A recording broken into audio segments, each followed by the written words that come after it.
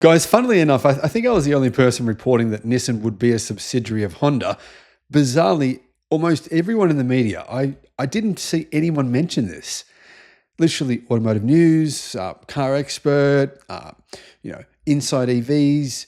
Nobody mentioned the fact that Nissan was going to become a subsidiary of Honda. This wasn't a merger. It was really a takeover. And now that this was pointed out to Nissan, Nissan has lost face and it's decided it doesn't want to be saved after all. It's a better idea to actually pull out of the deal because it signed away its life to become a subsidiary of Honda, and now it's kind of embarrassed. Hello, my friends. Welcome to the channel. I'm Sam Evans. You're watching the Electric Viking. Great to have you with us. What has happened here? Well, first of all, guys, if you'd like to become a YouTube member, I do have my video up on the channel now. This is my 10 health tips, health advice, the stuff that I've learned from 20 years of being obsessed with this stuff, being obsessed with health and fitness. And it's stuff that I think is really doable, stuff that can help you and change your life. If you'd like to become a YouTube member, you can get access to that video and other videos. I'll put a link in the description below. Nissan agreed to this deal. Nissan was like, you know what? We can't afford. We have this enormous debt bond payment coming up. We don't have the money to pay it. We just made a loss for 3 straight quarters in a row. Worldwide, we made losses. Our car sales are falling. There's no end in sight. We're closing down factories. Honda comes along and says, okay, we'll bail you out. But the board would be comprised primarily of Honda executives, and the president of this new merger will be a Honda executive as well. So clearly that means Nissan is now essentially a subsidiary to Honda. The media didn't really report on this. I did because I thought it was relevant. I thought, the media should have been mentioning what was really going on here.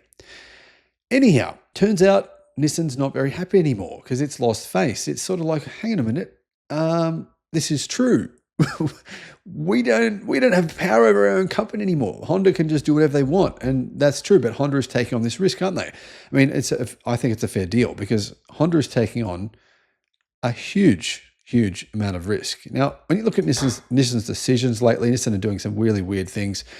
For example, in some countries, they've introduced these 10-year car warranties. And what they're doing is they're saying, if you bring in your car to get it serviced at Nissan, we'll give you a 10-year warranty. And I think it's like 300,000 kilometer warranty, which means that Nissan in 5 years from now will be on the hook for, we're talking hundreds and hundreds of millions of warranties. It will. There's, the amount of warranty problems you get with an internal combustion car in the 7th, 8th, 9th, and 10th year of ownership? They are astronomical. So Nissan is taking it's doing this to try and make a profit. It's doing this to try and make short-term money, but that's going to cause big problems in the long run. And so Honda's like, well, we have to take on all this risk. We have to take on your debt. We know that you're making a loss as a company, and so therefore we should be in charge. And I think that's fair enough. I think Nissan, even though they're saying they're pulling out, will change their mind because no one else is going to save them, and they do need to be saved. Nissan will report to reject an acquisition. It's the acquisition offer, which would see it become a subsidiary of Honda as mergers talks between the two car companies have, appeared to be put on ice, basically cancelled. The Nissan board of directors are expected to turn down Honda's proposal for them to buy out their shares in a meeting on the 5th of February on Wednesday. Now, some Nissan officials support the Honda proposal, particularly, I believe, the chief financial officer, who is saying, guys, we don't have a whole lot of choice here. However, the majority of the board is expected to vote down the deal in support of a joint holding company for both businesses. Honda's 7.8 trillion yen, or AU, around 76 billion, so around $50 billion US market valuation, is almost 5 times higher than Nissan's. With Nissan entering emergency mode in late 2024, after they'd lost, hundreds of millions of dollars, and their sales had gone down, and, obviously their debt is rated at junk. They're the only automaker in the world right now, and the major legacy automaker whose debt is rated at junk, meaning their interest rates are higher than their rivals, meaning it's difficult for them to get funding. And they have this huge bond payment coming out, and the CFO said, well, we can't pay it. Anyhow, plans for Honda and Nissan to merge were made official in late December 2024, with Mitsubishi also considering participation in this venture. But Mitsubishi have decided to pull out. Honda CEO Toshihiro Mibe said the merger is not about saving Nissan, even though it is. However, Nissan will need to be successful in its turnaround actions. Now, one of the things in this deal was Nissan had to triple its profits. Basically, it had to make lots of profit between now and the end of this year. Otherwise, Honda was saying, we're not going to do this deal because you guys we can't bail out a company that's making huge losses. It's just not financially feasible for us.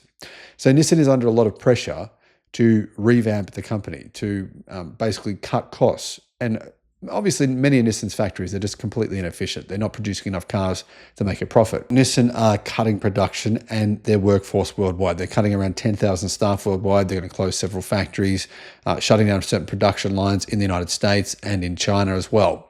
Now, what actually happened was in December, Honda and Nissan said they intend to reach a mutual agreement by June 2025. So there are all these details for this so-called merger, but really, the truth was that when Nissan looked at the details, they realized that it was an acquisition, that Honda would essentially own Nissan.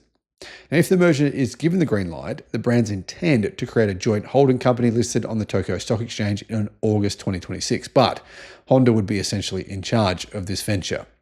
Honda's proposal to acquire Nissan shares rather than forming a joint holding company follows its inquiry in January on whether Nissan would be in a position to buy out the rest of Renault's stake and concerns of foreign interference.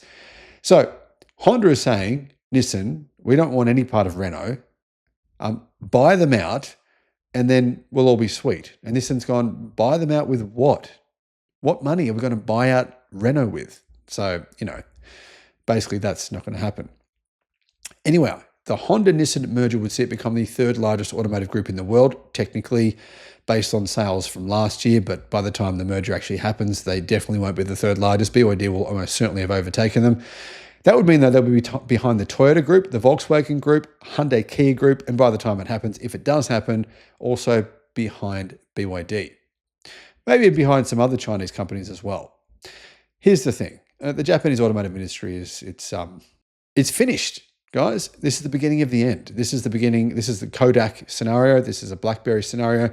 I mean, you could even call it Nokia if you want to. I guess Nokia still exists, but they're a shell of their former selves. And regardless of whether Honda and Nissan agree to this deal, whether Honda does bail out Nissan, whether Nissan tries to find someone else to bail it out, I mean, to be honest, Nissan has no choice. They're going to have to agree to this, even though it looks like, they're embarrassed because, they're having to be acquired by another car company, but they've got no choice. Beggars can't be choosers. But it doesn't make much difference because both Honda and Nissan, neither of them will exist as the businesses they are today in 9 or 10 years' time from now. They'll be shells of themselves, probably acquired by Chinese automakers. They really will be irrelevant in the global automotive industry. And we'll think back to the days of the powerful Japanese automotive industry and we'll go, hey, remember that day? Remember those days? The nostalgia, those vehicles back in the 90s, those turbocharged, gone in 60 seconds type vehicles, 2-liter turbos, the Nissan Silvia, that was all exciting. Remember those days? But it will all be nostalgia because it will all have ceased to exist. Thanks for watching.